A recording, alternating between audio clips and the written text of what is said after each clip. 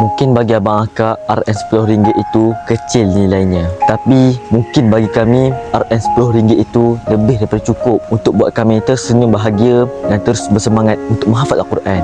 Sabda Rasulullah SAW, barang siapa yang memelihara anak yatim dan memberinya makan dan minum, nescaya Allah Subhanahu wa taala akan memasukkannya ke dalam syurga, kecuali jika dia melakukan dosa yang tidak dapat diampuni. Iaitu hadis ini riwayat Al-Tirmizi.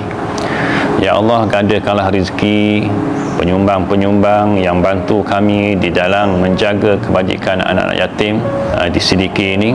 Ya Allah, kurniakanlah rezeki yang melimpah ruah dan rahmatilah mereka dan keluarga mereka. Semoga Allah Subhanahu wa taala merahmati dan memberkati para penyumbang sekalian. Semoga Allah Subhanahu wa taala jualah yang mampu membalas segala jasa dan kebaikan tuan-puan.